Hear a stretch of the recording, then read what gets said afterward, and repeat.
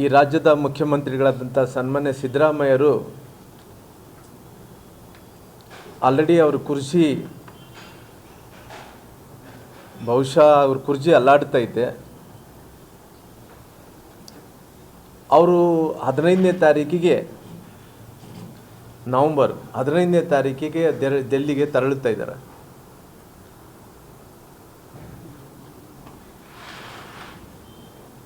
Already ಮುಖ್ಯಮಂತ್ರಿಗಳು ಅವರು ಕುರ್ಚಿಯನ್ನು ಉಳಿಸ್ಕೋಬೇಕು ಅನ್ನೋಂಥ ಕಾರಣದಿಂದ ಬಹುಶಃ 15ನೇ ತಾರೀಕಿಗೆ ಏನು ಅದು ಬಂದ ನಂತರ ಏನು ಕ್ರಾಂತಿ ಆಗುತ್ತೋ ನಾವೆಲ್ಲರೂ ಕೂಡ ನೋಡಬೇಕಾಗಿದೆ. ಯಾಕಂದರೆ ಆಲ್ರೆಡಿ ಬಿಹಾರ್ ಚುನಾವಣೆಗಳು ಘೋಷಣೆ ಆಗಿರೋ ಕಾರಣ ಸಾಕಷ್ಟು ಮಂದಿ ಸಚಿವರ ಜೊತೆಲಿ ಕಲೆಕ್ಷನ್ಗಳು ಪ್ರಾರಂಭ ಮಾಡಿಬಿಟ್ಟಿದ್ದಾರೆ. ಯಾಕಂದರೆ ಅವರು ಕಲೆಕ್ಷನ್ಗಳು ಮಾಡೋದ್ರ ಮೂಲಕ ಬಿಹಾರ್ ಚುನಾವಣೆಯಲ್ಲಿ ಭಾಳಷ್ಟು ದೊಡ್ಡ ಮಟ್ಟದಲ್ಲಿ ಹಣ ಮುಟ್ಟಿಸಬೇಕು ಅನ್ನೋಂಥ ಕಾರಣದಿಂದ ಆ ಕಲೆಕ್ಷನನ್ನು ಕೊಡಬೇಕು, ಅವ್ರ ಕುರ್ಚಿಯನ್ನು ಉಳಿಸ್ಕೋಬೇಕಂದೇಳಿ ಮುಖ್ಯಮಂತ್ರಿ ಕೂಡ ಪ್ರಯತ್ನವನ್ನು ಕೂಡ ಮಾಡ್ತಾ ಇದ್ದಾರೆ. ಆಲ್ರೆಡಿ ಹೈಕಮಾಂಡ್ ಹತ್ರ ಭಾಳಷ್ಟು ಅವರು ಯಾವ ರೀತಿಯಲ್ಲಿ ಹೈಕಮಾಂಡ್ ಹತ್ರ ಬೇಡಿಕೆ ಇಟ್ಟಾರಂದ್ರಿಗಿನ ಅವಧಿ ಅಂತೂ ಅವ್ರದ್ದು 2 ವರ್ಷಗಳ ಕಾಲ ಮುಗಿದೋಗಿದೆ. ಇನ್ನು ನವಂಬರ್ ಬಂದರೆ ಆಲ್ರೆಡಿ 2.5 ವರ್ಷಗಳ ಕಾಲ ಆಗ್ಬೋದು. ಹಂಗಾಗಿ ಹೈಕಮಾಂಡ್ ಹತ್ರ ಈ ಬಿಹಾರ್ ಚುನಾವಣೆ ಸಲುವಾಗಿ ಎಲ್ಲ ಸಚಿವರೆಲ್ಲರೂ ಕೂಡ ಔತಣಕೂಟಕ್ಕೆ ಕರೆದು ಊಟಕ್ಕೆ ಕರೆದು 300 ಕೋಟಿ ರೂಪಾಯಿ ಕಲೆಕ್ಷನನ್ನು ಮಾಡಿದ್ದಾರೆ. 300 ಕೋಟಿ ರೂಪಾಯಿ ಕಲೆಕ್ಷನ್ ಮಾಡಿ ವಸೂಲಾತಿ ಮಾಡಿ ಸಿದ್ದರಾಮಯ್ಯನವರು ಇವತ್ತು ಅವರದಂತೂ ಯಾವುದೇ ರಾಜ್ಯದಲ್ಲಿ ಅವರಿಗೆ ಅಧಿಕಾರ ಇಲ್ಲ. ಇವತ್ತು ಕರ್ನಾಟಕ ರಾಜ್ಯದಿಂದ 300 ಕೋಟಿ ರೂಪಾಯಿ ಕಲೆಕ್ಷನನ್ನು ಮಾಡಿ ಕಾಮಧೇನು ಕಲ್ಪವೃಕ್ಷ ಥರ ಇವತ್ತು ಆ ಕಾಂಗ್ರೆಸ್ ಸರ್ಕಾರಕ್ಕೆ ಇವತ್ತು ಸಿದ್ದರಾಮಯ್ಯರು ನಿಂತಿದ್ದಾರೆ. ಹಂಗಾಗಿ ಅವರು ಒಂದು ಬೇಡಿಕೆ ಏನಂದ್ರಿಗಿನ 2028 ತನಕ ಕೂಡ ನಾನೇ ಮುಖ್ಯಮಂತ್ರಿಗಳಾಗಿ ಮುಂದುವರಿಬೇಕು.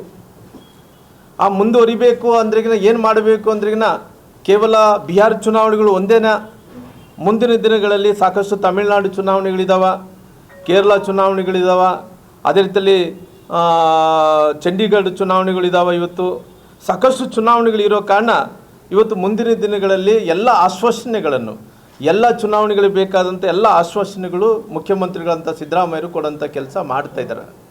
ಹಂಗಾಗಿ ಬಹುಶಃ ಇವೆಲ್ಲ ನೋಡಿದಂಥ ಟೈಮಲ್ಲಿ ಬಿಹಾರ್ ಚುನಾವಣೆಗಳು ಹಿಡ್ಕೊಂಡು ಇನ್ನು ಸಾಕಷ್ಟು ಚುನಾವಣೆಗಳನ್ನು ಮುಂದೆ ನಡೀತಾ ಇದ್ದಾವೆ. ಎಲ್ಲ ಚುನಾವಣೆಗಳಿಗೆ ಇವತ್ತು ಕರ್ನಾಟಕ ರಾಜ್ಯ ಇವತ್ತು ATM ಆಗಿ ಇವತ್ತು ಆಗಿದೆ.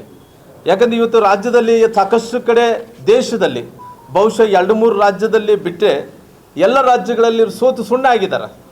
ಆದರೆ ಇವತ್ತು ATM ಆಗಿರುವಂಥ ಕಾಂಗ್ರೆಸ್ಸಿನ ಸರ್ಕಾರ ಈ ಕರ್ನಾಟಕ ಸರ್ಕಾರದಲ್ಲಿ ಇವತ್ತು ATM ಆಗಿ ಬಳಸಿಕೊಂಡು ಇಲ್ಲಿಂದ ವಸೂಲಾತಿಯನ್ನು ಮಾಡಿ ಮುಂದಿನ ಬರುವಂಥ ಎಲ್ಲ ಚುನಾವಣೆಗಳಿಗೆ ಬಂಡವಾಳ ಹಾಕಬೇಕು, ನಾನು ಮುಖ್ಯಮಂತ್ರಿ ಸ್ಥಾನ 5 ವರ್ಷಗಳ ಕಾಲ ಉಳಿಸ್ಕೋಬೇಕು ಅನ್ನೋಂಥ ಕಾರಣದಿಂದ ಇವತ್ತು ಮುಖ್ಯಮಂತ್ರಿಗಳು ಒಂದು ಪ್ರಾಮಾಣಿಕತೆ ಅನ್ನೋದಕ್ಕಿಂತ ಅವ್ರದ್ದು ಒಂದು 6ನೇ ಗ್ಯಾರಂಟಿ 5 ಗ್ಯಾರಂಟಿಗಳು ಕೊಟ್ಟು 6ನೇ ಗ್ಯಾರಂಟಿ ಏನಪ್ಪ ಅಂದ್ರಿಗಿನ ನಾನು ಮುಖ್ಯಮಂತ್ರಿಗಳಾಗಿ 5 ವರ್ಷಗಳ ಕಾಲ ಮುಂದುವರಿಬೇಕನ್ನೋಂಥದ್ದು ಕೂಡ ಅವ್ರ ಗ್ಯಾರಂಟಿ ಆಗಿರಲಿದೆ. ಅದಕ್ಕೋಸ್ಕರವಾಗಿ ಇವತ್ತು ಏನು ನವಂಬರ್ದಲ್ಲಿ ಇವತ್ತು ತಾವು ನೋಡಿದಂಥ ಟೈಮಲ್ಲಿ ಸಾಕಷ್ಟು ಶಾಸಕರನ್ನ ಅಭಿಪ್ರಾಯವನ್ನು ಅವರು ತಿಳಿಸ್ಕೊಂಡು ಸಾಕಷ್ಟು ಬಹುಶಃ 20ನೇ ತಾರೀಕು ನವಂಬರ್ 20 ತಾರೀಕಿಗೆ ಇವತ್ತು ರಾಹುಲ್ ಗಾಂಧಿಯವರು ಅವರು ಬರ್ತಾ ಇದ್ದಾರೆ. ರಾಹುಲ್ ಗಾಂಧಿಯವರು ಬಂದಂಥ ಟೈಮಲ್ಲಿ ಒಂದು ಏನು ಹೇಳ್ತಾ ಇದ್ದಾರೆ, ಅವರು ಬರ್ತಾ ಇರುವಂಥ ಕಾರಣ ಏನಂದರೆ ಕಾಂಗ್ರೆಸ್ ಪಾರ್ಟಿಯ ಆಫೀಸ್ ಕಚೇರಿ ಉದ್ಘಾಟನೆ ಮಾಡೋಕ್ಕೆ ಬರ್ತಾ ಇದ್ದಾರೆ ಅಂತೇಳಿ ಅವರು ಒಂದು ಕಡೆ ನೋಡಿಸ್ತಾ ಇದ್ದಾರೆ. ಬಹುಶಃ ರಾಹುಲ್ ಗಾಂಧಿ ಬಂದಂಥ ಟೈಮಲ್ಲಿ ಕೂಡ ಎಲ್ಲ ಶಾಸಕರ ಅಭಿಪ್ರಾಯವನ್ನು ಬಹುಶಃ ಅವರು ಮಾತಾಡಿ ಅವರ ಅಭಿಪ್ರಾಯವನ್ನು ತಗೊಂಡು ಆ ಮುಂದಿನ ದಿನಗಳಲ್ಲಿ ಏನು ಬದಲಾವಣೆ ಮಾಡಬೇಕಾ ಇಲ್ಲದೆ ಯಾವ ರೀತಿಯಲ್ಲಿ ಮುಂದುವರಿಸಬೇಕನ್ನಂಥ ತೀರ್ಮಾನವನ್ನು ತೊಗೊಳ್ಳೋ ಸಲುವಾಗಿ ಬರ್ತಾ ಇದ್ದಾರೆ. ಬಹುಶಃ ನನಗೆ ಗೊತ್ತಿರೋಂಥ ಪ್ರಕಾರ ನವಂಬರ್ 15ನೇ ತಾರೀಕಿನ ನಂತರ ಒಂದು ದೊಡ್ಡ ಕ್ರಾಂತಿನಾಗಂಥ ಕೆಲಸ ಕೂಡ ಆಗುತ್ತೆ. ಅದಕ್ಕೋಸ್ಕರವಾಗಿ ಇವತ್ತು ಒಂದು ರೀತಿಯಲ್ಲಿ ನಾವು ನೋಡಿದಂಥ ಟೈಮಲ್ಲಿ ಶಾಸಕರ ಅಭಿಪ್ರಾಯ ಒಂದು ಕಡೆ 50-50, ಒಂದು ಕಡೆ ಹೇಳ್ತಾ ಇದ್ದಾರೆ ಭಾಳಷ್ಟು ಮಂದಿ ಸಿದ್ದರಾಮಯ್ಯರೇ ಮುಂದುವರಿಬೇಕಂದೇಳಿ, ಇನ್ನೊಬ್ಬ ಕೆಲವು ಮಂದಿ ಶಾಸಕರು ಏನು ಹೇಳ್ತಾ ಇದ್ದಾರೆ ಅಂದ್ರಿಗಿನ ನಾವು ಸಿದ್ದರಾಮಯ್ಯರ ಅವಧಿ ಮುಗಿದೋಗಿದೆ, ಇನ್ನು ಮುಂದೆ ಪಾಳೆ ಬರಬೇಕಾಗಿರೋದು ಡಿ ಕೆ ಶಿವಕುಮಾರ್ ಅವರು ಪಾಳೆ ಇರೋ ಕಾರಣ ಅವ್ರನ್ನ ಮುಖ್ಯಮಂತ್ರಿಯಾಗಿ ಮಾಡಬೇಕು ಅನ್ನೋಂಥದ್ದು ಕೂಡ ಕೆಲವು ಮಂದಿ ಅಭಿಪ್ರಾಯಗಳನ್ನು ಕೂಡ ಕೊಡೋಂಥ ಕೆಲಸ ಮಾಡ್ತಾರೆ.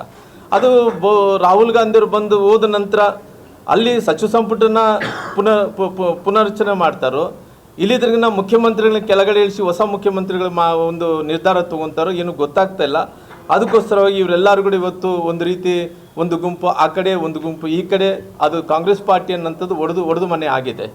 ಅದಕ್ಕೋಸ್ಕರವಾಗಿ ಇವತ್ತು ಸಾಕಷ್ಟು ಮಂದಿ ಸಚಿವ ಸಂಪುಟದಲ್ಲಿದ್ದಂಥ 34 ಮಂದಿ ಸಚಿವರು, ಇವತ್ತು ನಾವು ಸಾಕಷ್ಟು ಮಂದಿ ಶಾಸಕರು ಇನ್ನೂ ಭಾಳಷ್ಟು ಮಂದಿ ಹೊಸಬರು ಮಂತ್ರಿಗಳಾಗಬೇಕನ್ನಂಥವ್ರು ಯಾವ ರೀತಿಯಲ್ಲಿ ಅವರು ಸಿದ್ಧತೆ ಮಾಡ್ಕೊಂಡಿದ್ರಂದ್ರೆ ಸೂಟ್ಕೇಸ್ ಹಿಡ್ಕೊಂಡು ರೆಡಿ ಆಗಿಬಿಟ್ಟಾರ. ಸೂಟ್ಕೇಸ್ಗಳು ಹಿಡ್ಕೊಂಡು ಯಾರು ಹಣ ಜಾಸ್ತಿ ಕೊಟ್ಟೆ ಅವ್ರಿಗೆ ಮಂತ್ರಿ ಅಂದರೆ ಬಹಿರಂಗವಾಗಿ ಹರಾಜು ಹಾಕಿದಂತೆ, ಯಾರು ಸೂಟ್ಕೇಸ್ಗಳು ಜಾಸ್ತಿ ಕೊಡ್ತಾರೋ ಅವ್ರಿಗೆ ಮಂತ್ರಿ ಕೊಡಬೇಕನ್ನಂಥ ಹರಾಜು ರೀತಿಯಲ್ಲಿ ಇವತ್ತು ಸಾಕಷ್ಟು ಮಂದಿ ಸಚಿವ ಸಂಪುಟದಲ್ಲಿ ಹೊಸಬರು ಕೂಡ ಸೇರಬೇಕು ಅನ್ನೋಂಥ ಪ್ರಯತ್ನವನ್ನು ಕೂಡ ಅಲ್ಲಿ ಮಾಡ್ತಾ ಇದ್ದಾರೆ. ಹಾಗಾಗಿ ನಾವು ನೋಡ್ತಾ ಇದ್ವಲ್ಲ ಯಾವ ರೀತಿಯಲ್ಲಿ IPL ಕ್ರಿಕೆಟದಲ್ಲಿ ಹರಾಜು ಹಾಕಿ ಏನು ಪ್ಲೇಯರ್ಸ್ನ ಕೊಂಡ್ಕೊತಾರೋ ಆ ರೀತಿ ಸಚಿವ ಸಂಪುಟದಲ್ಲಿದ್ದಂಥ ಸಚಿವರು ಜೊತೆಯಲ್ಲಿ ಸಾಕಷ್ಟು ಮಂದಿ ಶಾಸಕರು ಮಂತ್ರಿಗಳಾಗೋವಂಥವ್ರು ಕೂಡ ಇವತ್ತು ಸೂಟಿಗೆಸ್ಗಳು ಹಿಡ್ಕೊಂಡು ಕಾಂಗ್ರೆಸ್ ಪಾರ್ಟಿಯಲ್ಲಿ ಇವತ್ತು ಹರಾಜಿಗೆ ಎಷ್ಟಾದ್ರೂ ಅಷ್ಟು ಕೊಡಬೇಕು ಅನ್ನೋಂಥ ಒಂದು ರೀತಿ ಆ ರೀತಿ ಭಾವನೆಗಳನ್ನು ನಾವೆಲ್ಲರೂ ಕೂಡ ನೋಡ್ತಾ ಇದ್ದೀವಿ. ಹಂಗಾಗಿ ಇವತ್ತು ಸರಿಯಾದಂಥ ಸಮಯಕ್ಕೆ ಇವತ್ತು ನಾವು ನೋಡಿದಂಥ ಟೈಮಲ್ಲಿ ಇವತ್ತು ಕಾಂಗ್ರೆಸ್ಸಿನ ಪರಿಸ್ಥಿತಿ ಎಲ್ಲವನ್ನು ನೋಡಿದಂಥ ಟೈಮಲ್ಲಿ ಯಾವುದು ಕೂಡ ಸರಿಯಿಲ್ಲ ಅನ್ನೋಂಥದ್ದು ಕೂಡ ಭಾಳ ಸ್ಪಷ್ಟವಾಗಿ ಕಾಣ್ತಾ ಇದೆ. ಒಂದು ರೀತಿ ಅಭಿವೃದ್ಧಿ ವಿಚಾರದಲ್ಲಿ ನೋಡಿದಂಥ ಟೈಮಲ್ಲಿ ಚಿತ್ರದುರ್ಗ ಜಿಲ್ಲೆನ ಉದಾಹರಣೆಯಾಗಿ ತೊಗೊಂಡಾನು.